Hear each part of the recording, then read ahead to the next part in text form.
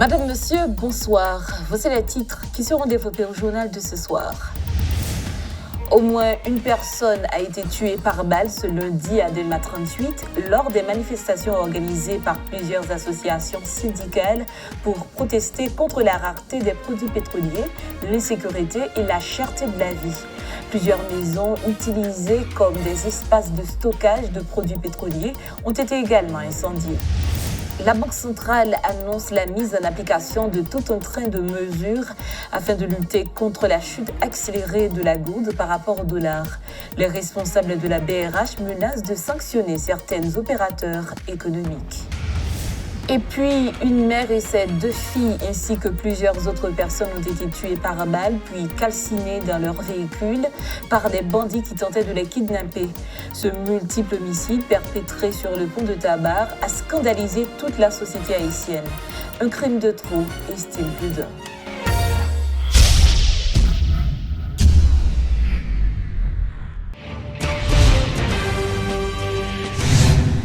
Comme on l'a dit en titre, la capitale haïtienne a connu ce lundi une nouvelle journée de tension.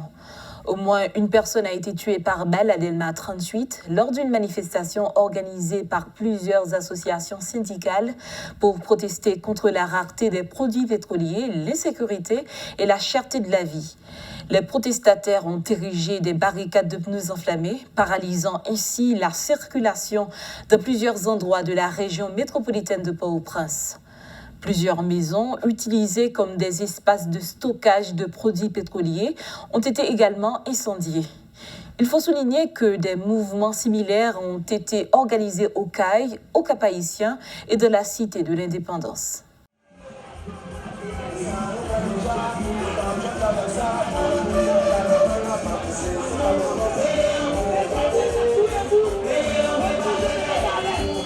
C'est une journée de tension telle que la capitale n'en avait pas connue depuis longtemps.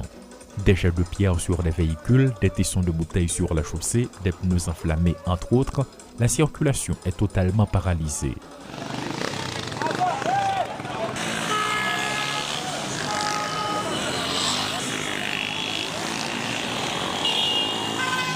Des citoyens issus de différentes organisations sociopolitiques ont exprimé leur indignation par rapport à la dégradation de leurs conditions de vie. Présence aujourd'hui dans la rue, c'est pour nous capables de porter revendication à la population. Parce que le peuple a mouru gangou, nous avons montré nous très bien, à clair, que c'est tout le peuple. Dans la question de sécurité programmée, nous demandons qu'un groupe de séquestrer le pays, nous voulons la communauté internationale de séquestrer le pays. L'Américain, dans les années 2013, je crois, il était 35 gouttes. 2013 à 2022, il est traversé à 160 gouttes. Ça plus qu'un crime. Avant Gaza, parti bagaille en bas, nous pas avoir un gaz pour nous tirer dans la rue. Nous nous dit à nous demander, ailleurs aller, il faut aller, n'importe quelle il faut aller.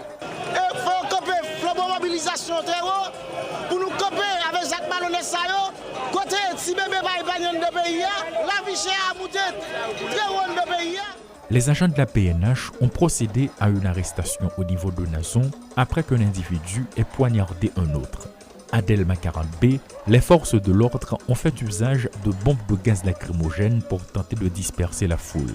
Mais c'était peine perdue. Quelques minutes après, des protestataires ont repris leur route avec la même motivation.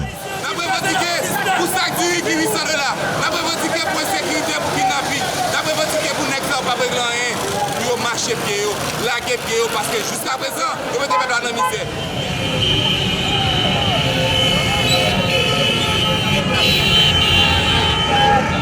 Parvenus à Bourdon dans la même ambiance, accompagnés de chauffeurs de taxi-moto et d'un char musical, les manifestants ont lancé des pierres sur des agents de la PNH qui, de leur côté, ont une fois de plus fait pleuvoir le gaz lacrymogène sur la zone. Quelques bonbonnes sont même tombées dans des résidences privées.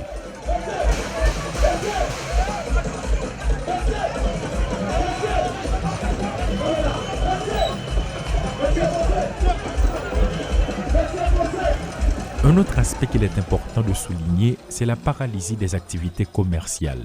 Des entreprises ont renvoyé leurs employés, des petits commerçants ont perdu des produits pillés par des profiteurs et de nombreux véhicules sont sortis avec leurs pare-brises cassés. Bref, C'est une journée dont beaucoup se souviendront. À moins de 10 jours de la reprise des activités scolaires, les mouvements de protestation débutent de manière précoce. Notons qu'un corps sans vie a été retrouvé à Delma 38. Selon les riverains, il s'agirait d'un règlement de compte, alors que pour d'autres, ce dernier a voulu pénétrer là où un stock de carburant vendu sur le marché noir était caché. Les bandits de 400-Marozo ont une fois de plus soulevé émotion et colère en commettant de graves atrocités. Le week-end écoulé, une mère et ses 2 filles dans la vingtaine ont été calcinées dans leur véhicule par des bandits qui tentaient de les kidnapper. Au moins 8 personnes ont été carbonisées dans le quartier de Cité-Doudoune à la Croix-des-Bouquets.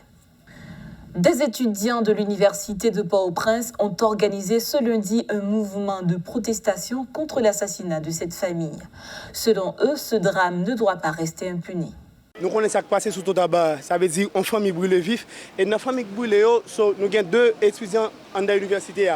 Parce que le pays a un problème où doit faire appel avec l'université. Mais c'est l'université qui a peur, ça veut dire que le pays a une déstabilisation dans toute intégralité. So, nous campons là et puis nous disons non, parce que faut et nous pas dire nous pas suspendre tout assassin pas puni parce que Haïti son machine c'est bandit légal qui conduit. Faut négocier suspendre ça parce que nous voulons vivre. Nous pas de côté pour nous aller, c'est là que nous dépensons dans l'université, faut que nous travaillons. Et nous disons non, Zach ça va pas arrêter impuni. Nous constatons en Haïti côté chien mourir puis bien passer étudiants. Étudiants qui étaient là pour venir pour nous demain c'est rêve c'est plus dépend. Donc nous devons vraiment banal et nous pas vivre encore. Soit étudiants qui arrivent dans moment pour nous bouler dans la rue, ça dans 21e siècle ça pour nous vivre moment ça et nous avons l'état côté qui lague population. Des fois balancer qui responsable et ceci après c'est hier juste 7h46 sur fond tweet, il dit qu'elle constate ça. Donc mouvement ça n'a fait moment c'est pour nous passer signe de protestation et frustration nous envers tout peuple haïtien et je dis à tout pays a supposé lever dans moment là pour dire non à ce système pourri ça, non à système sanguinaire ça qui a casé pays. Son monde qui presque fini en université parce que son organisation rété. Ça veut dire son monde qui t'a supposé normalement préparer mémoire dans jour qui venir là. OK, on pas là mon aujourd'hui sur question avenir pays, sur question de gens comprendre situation pays politique et sociale et puis dans demain leur lever autant de monde ça calciné. Eh monsieur, en sérieux. Ça veut dire monsieur, si nous pas faire pays, qu'en fait mes pays mais si nous fait pays on fait pays parce que laisser université qui prendre dans pays veut dire pas de pays. Comprenez? Pas de pays qui assassin puni monsieur nous connaissons nous connaissons monsieur qui dégage nous ba université à justice. Il fait nous mal, nous-mêmes étudiants à l'université de Port-au-Prince, leur a regardé Sarah dit qu'on chita préparer examen ensemble avec nous, dès qu'on chita préparer exposé ensemble avec nous, dès qu'on chita sous même chaise à suivre cours ensemble avec nous. Donc nous-mêmes étant que université de Port-au-Prince, nous là aujourd'hui pour nous dire non, nous pas d'accord avec Zach Brigandaï ça qu'a fait dans le pays, nous pas d'accord avec question taux de change, monde pas qu'à manger la vie chère qu'a fait dans le pays. Donc nous venons dire l'état nous pas capable, nous venons dire gouvernement de facto Ariel Henry nous pas d'accord avec ça qui a passé.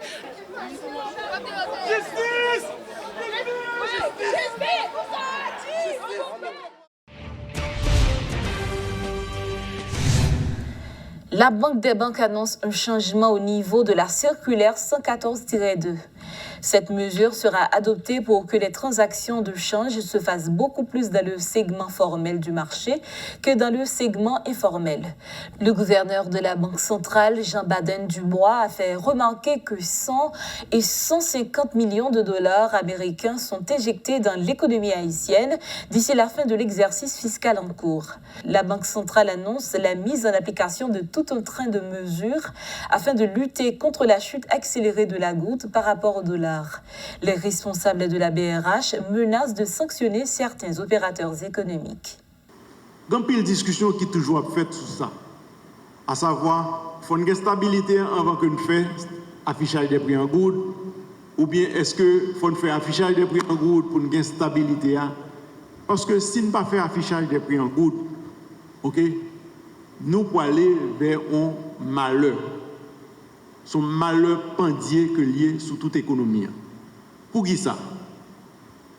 Le monde n'a pas affiché prix en goutte et c'est ça nous qui a passé aujourd'hui. Ça veut dire que chaque vendeur aujourd'hui fixe prix en dollars, l'affiché prix en dollars. Mais le problème, le hic, c'est que lui choisit prix parle. ou pas cap maintenant économie comme ça, à moins qu'on fait le choix que on va dollariser à 100%. À ce moment-là, tout le monde en dollar. Mais nous pas capables d'une économie à deux vitesses. Et si on bataille pour mener aujourd'hui, c'est respect de l'affichage des prix en goud, quel que soit le prix que ça a coûté. C'est vrai qu'un commerçant peut le dire, oui, mais le fait que tout a varié, il faut m'obliger à changer prime chaque jour ou bien chaque 2 jours. So what? Ou choisir business là, li venir avec ça. Nous obligés à aller dans le respect de l'affichage des prix en gouttes. C'est ça, Jean, que ou qu'a dit le client est roi. Le choix et l'arbitrage doivent être retournés au client. Le change supposé rester pour le monde qui a fait change. Le change reste aux entités qui choisissent faire business change. Tout le monde veut faire rente. Tout le monde veut résoudre problèmes personnels. Nous avons un pays et si nous avons besoin de sortir côté de Jodia, le bien commun doit être la priorité. C'est une opportunité pour nous corriger les problèmes structurels et augmenter la capacité de l'État pour financer tête en goutte. Si nous avons besoin d'aller vers une stabilité, et je pense que c'est ça que nous tout avons cherché, c'est que nous allons vers une stabilité. Et c'est dans ce sens-là que je pense que le respect de l'affichage des prix en goutte sont fondamentaux. Dans le cadre des mesures qui sont prises, nous avons fait une révision majeure de la circulaire 114-2. La circulaire 114-2 va être remplacée par une nouvelle circulaire 114-3. Et circulaire ça, il y a un élément fondamental que l'ajouter, c'est une bonne administration du marché d'échange. Une bonne administration des transferts. Il y a un objectif circulaire, ça, c'est ramener le change dans le secteur formel et le maintenir dans le secteur formel. Ça permet que disparité complètement diminuée entre ce qui se passe dans le secteur formel, dans le segment formel du marché et le segment informel du marché.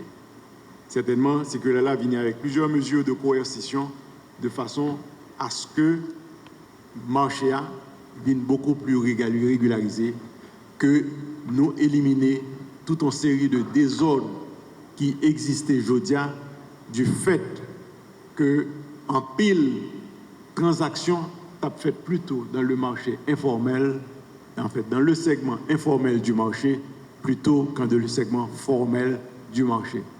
C'est le segment formel du marché qui permet à la Banque centrale bail taux de référence.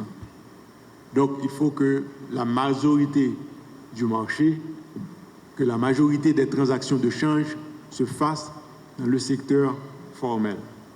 C'est fondamental pour nous sortir Haïti de liste grise là et prendre des mesures probablement qui pas populaires, mais qui demandent transparence. Et bien sûr, compte tenu du fait que nous comprenons en fait la situation d'offre de dollars sur le marché, oui, Banque centrale a intervenu. Et Banque centrale paraît pour l'intervenu entre 100 et 150 millions de dollars d'ici la fin de l'exercice fiscal.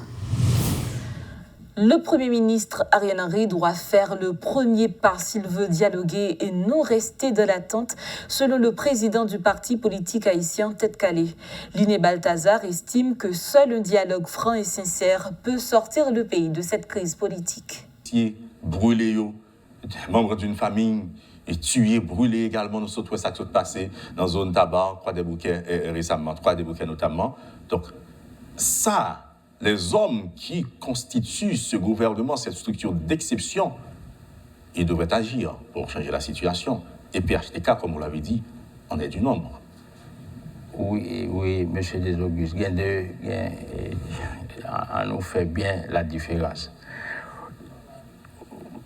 Par des folles que la transmettre pouvoir à des élus qui gagnent légitimité pour attaquer des problèmes de fond dans le pays. Quelle est la durée de ce pouvoir? Non, mais M. Desaugustes, moi, un pouvoir, ou bien un pouvoir, hein, c'est trois caractéristiques ça la histoire pays, l'éphémère, il fait pour d'être les longue durée, et puis il fait pour transmettre pouvoir à des élus légitimes à travers des élections. Monsieur Balthazar. Donc, malheureux que le dit, nous y a organisé élection en décembre 2022 au plus tard pour transmettre pouvoir à des élus légitimes au premier trimestre de 2023. Donc ça veut dire que l'accord du 11 septembre lui-même est tenu compte du fait que, au plus tard, décembre 2022, et toi qui doit transmettre le pouvoir à des élus légitimes. C'est sous code ça que PHTK est par rapport à ce gouvernement, le gouvernement dirigé par le Premier ministre Ariel Henry. Et c'est peut-être ça nous dit tout que l'accord du 11 septembre est caduque. Pour qui ça? Parce que une date de préemption là-dedans. Une date de préemption, c'est un couloir pour acheter un médicament, pour garder, consommer médicament ça avant telle date. La date de préemption de l'accord du 11 septembre, c'est décembre 2022, parce qu'il dit très clairement, nous allons faire des élections pour nous transmettre pouvoir à des élus au premier trimestre de 2023. À partir du moment où on n'a pas qu'à respecter date ça, nous dit que l'accord a caduque, il faut que nous renégocions un nouvel accord, une nouvelle entente avec comme pouvoir de transition un petit peu partout. Bon, moi-même parler de bagailles internes à nos confrères de SDP, mais c'est vrai que la constellation politique qui était gagnée autour de l'accord en septembre, il y a tendance à se disperser et le Premier ministre doit faire attention à ce que, au moins dans cette famille-là, qui est autour de lui-même, que le mette de l'ordre. Et la deuxième chose, il y a une nécessité pour que le Premier ministre lui-même y aille au-devant des autres acteurs. Madame, Monsieur, c'est la fin de ce journal. Merci de l'avoir suivi. À très bientôt.